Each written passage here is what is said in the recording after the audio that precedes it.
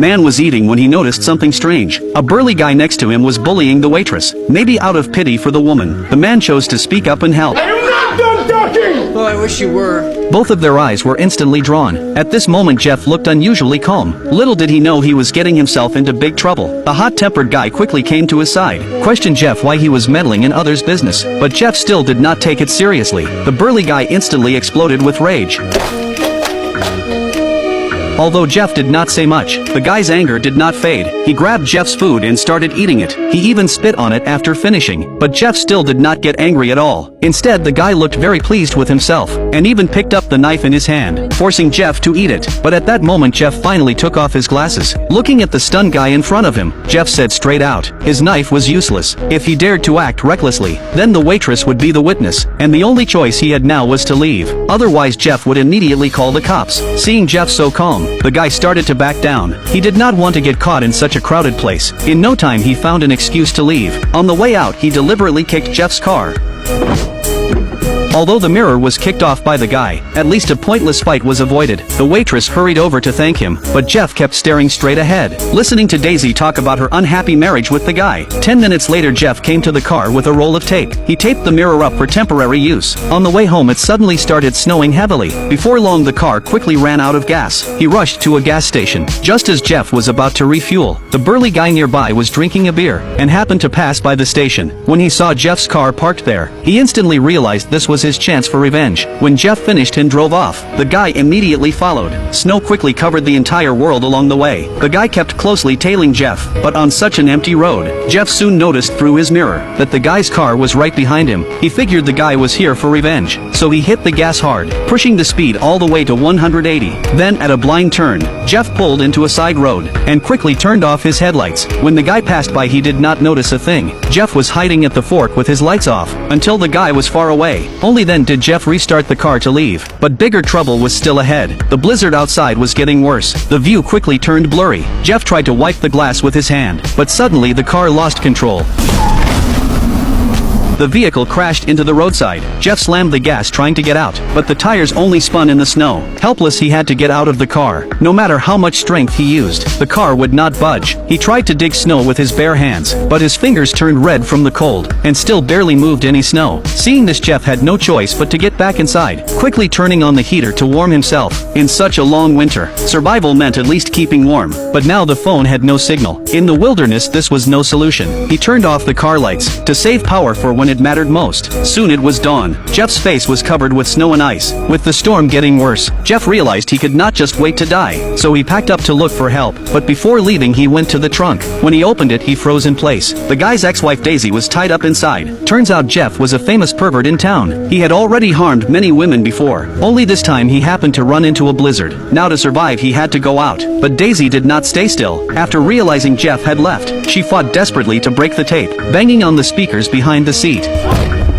Daisy finally found a gap. Then with all her strength, she pushed the back seat down. Right now the most important thing was to get out of Jeff's car. But facing such a huge blizzard, Daisy was completely overwhelmed by the wind. Her breathing grew heavy. She quickly realized she could not escape yet, so she went back inside the car to keep warm. After resting a few minutes, Daisy searched the front seat for tools. The first thing she found was a film roll. Then she even found a bottle of liquid. It seemed this was the drug that knocked her out. Meanwhile, Jeff was trekking through the snow, but he accidentally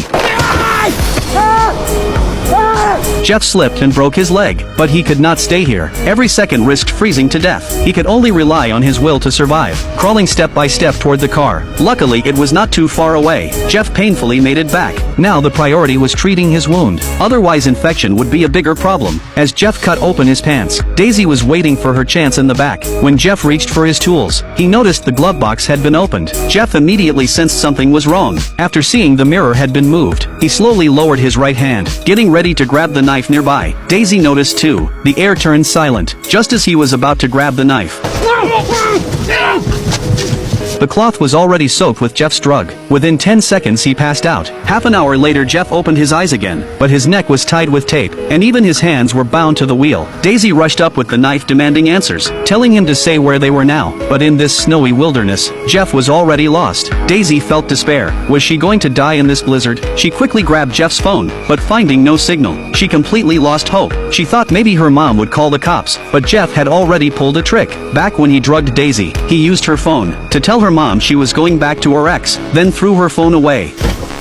You son of a bitch! If her mom had called the cops, they might still have had a chance, but now they could only rely on themselves. Just then Jeff noticed something. It was unusually warm inside. He realized the heater had been running. He immediately told Daisy to shut it off. Now the two were tied to the same fate. If they did not save power, no one knew how long the blizzard would last. By then both would die here. But even after waiting half the day, the weather outside did not change. Bored Daisy picked up Jeff's wallet. After Jeff admitted it himself, she learned he had always lived alone. But strangely, why was there a child's car seat? Jeff said it was just a prop, to make women believe him. Hearing this Daisy was furious. She angrily threw the car seat out. As snowflakes kept falling, night soon arrived. Suddenly Daisy needed the bathroom. She turned on the car light first, then warned Jeff not to try anything, and stepped out to relieve herself. But this was the chance Jeff had been waiting for. He struggled to break free from the tape, but it was tied far too tight. Luckily he noticed a key nearby, and then the car door lock. Jeff used all his strength, trying to hook the key and lock the door, so Daisy could not get back in. After great effort, he finally hooked the key and locked the door shut. When Daisy returned she could not open it. Inside Jeff was stalling,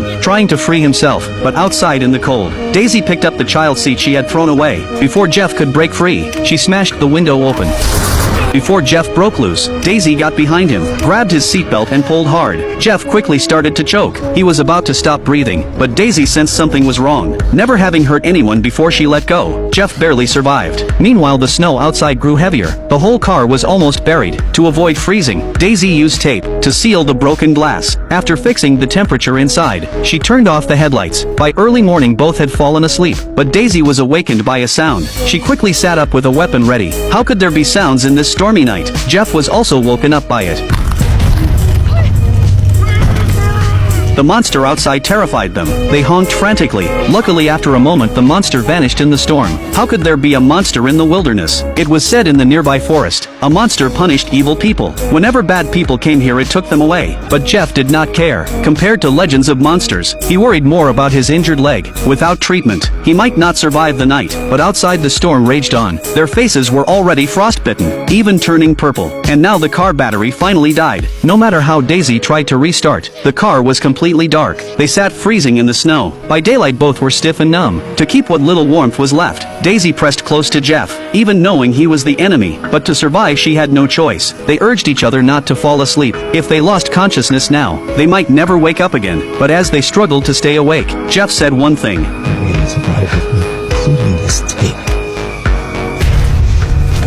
They instantly fought. Daisy rammed him with her head, trying to escape to the back seat, but Jeff grabbed her, pinned her to the ground. As they wrestled, the monster attacked again, pounding the car. Soon the windshield was ripped open. A figure appeared in the freezing wind. Jeff knew he was done for. He clutched Daisy, trying to drag her down with him. Seeing this, Daisy had no choice. She took off her warm coat. In the end, Jeff vanished into the blizzard, while Daisy rushed into the trunk. 2 days later, a snowplow came by. The driver noticed something odd. When he got out and looked, a car was buried under the snow. As he got closer he heard a sound. Opening the trunk, he found only Daisy's frozen body.